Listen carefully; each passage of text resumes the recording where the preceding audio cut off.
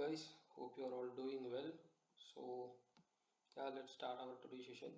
So before we go into the today video, so let's just have the recap what we have discussed on the last video. So in the last video we have discussed the basics of Microsoft Cloud and basics of Microsoft 365. So I told the last video that I will be showing the Microsoft Admin Center, Microsoft 365 Admin Center in this video. So let's first go into the admin portal. Then we will have a look on the options available over the admin portal. So I will be giving you the hint on and basic idea about what are all the functions and what are all the option is available on the Microsoft 365 Admin Center. So let's start. So to access the Microsoft Admin Center, you should have the Microsoft account in the particular tenant. So if you guys wanted to know how to create the tenant for your trial period, there are options available. You can activate the trial period for the educational purpose. If you guys wanted to create a free account for Microsoft 365 with E5 licensing, let me know in the comments. So I will try to create a separate video for that also, to create the Microsoft free account for the educational purpose. Right, so I have already created my account with the Microsoft 365. So let me first log into the portal. So this is a usual portal, Microsoft portal.office.com. So this is a portal, even the users also going to log in. So let's first log in into the portal.office.com. I have already logged in with my account, so that's the reason it is directly take me into the portal. If you are trying very first time, it will ask you to enter your username and password. Once you enter your username and password, and it will take you to this page. So as a layman user perspective, once you logged into this portal, you can able to access these services, which is so these services will be shown if the user is having specific license. If the user is not having any license assigned, then none of the apps will be showing here, so it will be very empty. Because of I have assigned a license for this user account, so I can able to see these options. So the main agenda of this video is to cover the admin portal, right? So here you can see the option called admin. So this is a one of the way, if you wanted to go to the admin portal through the office portal, means first you have to log into portal.office.com. Then you can find an option if any one of the administrator role assigned to you, let's say exchange administrator role or security administrator or user administrator or password reset administrator, whatever the administrator, any one of the administrator role, it's no need to be you have to have a global administrator role only to view this option.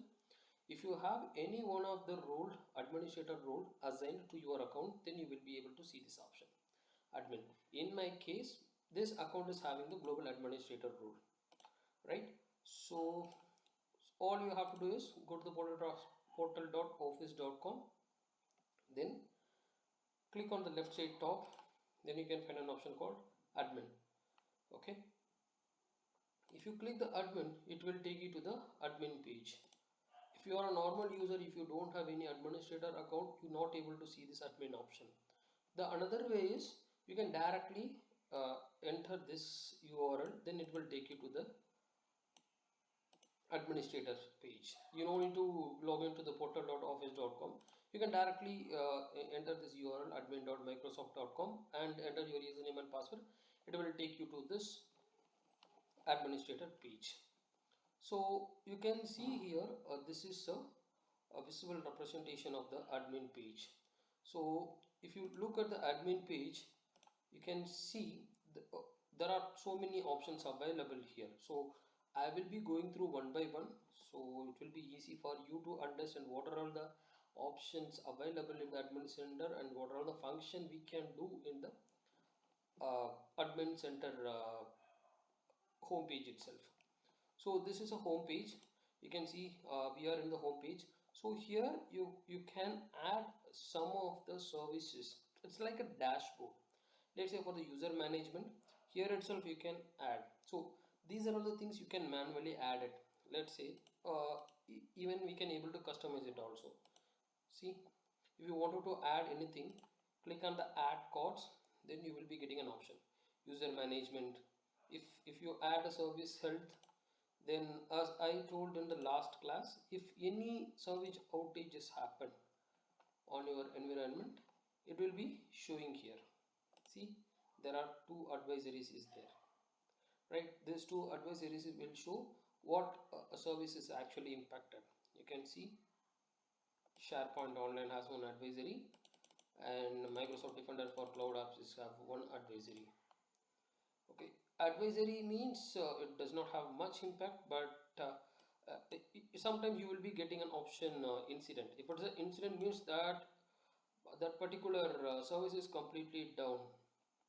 And to know about this advisory, you can click here and you will get to know the whole information about the advisory. Some admins may see inaccurate result in site collections search using reports from the SharePoint Online Admin Center. So here also they will be giving all the information about what has happened in the previous days, what all the action they have taken, what all the action they are taking periodically. That is also they will keep you updated, and they will give the next update for this service health alerts. This is applicable for both advisory and incident. Okay, so yeah, let's first complete this home page. So the home page will give you the fair idea about if you wanted to quickly look into some services like this service health or something else. If you wanted to keep in the dashboard, you can add that service or that option in the dashboard, so it will be easily visible for you. And here you will be finding an option called dark mode. So dark mode, you can change the mode of this visualization. Right now it is in light mode. So then that's what's new. So what's new, it is giving you an idea what are all the changes is happening on this Microsoft 365. So there are so many changes is happening in Microsoft 365 every day, be it a graphical representation change or adding in new features. So everything you can able to collect it from here. You can just click on this, it will redirect you to the Microsoft portal. Okay, then you can able to see those new option or features available for this Microsoft 365. And if you recollect, I have told you the CloudShell and the automation part. I have told PowerShell and CloudShell can be used with the Microsoft 365. So the CloudShell you can directly use from here itself. And I mentioned last video also, we need to have the Azure subscription, we need to have the storage account, because whatever the script you are creating, that will be everything will be stored on the storage account only. So this is for this we need a Azure subscription. Azure Cloud, I have mentioned, right? Azure Cloud is a complete separate part. That is also another uh, separate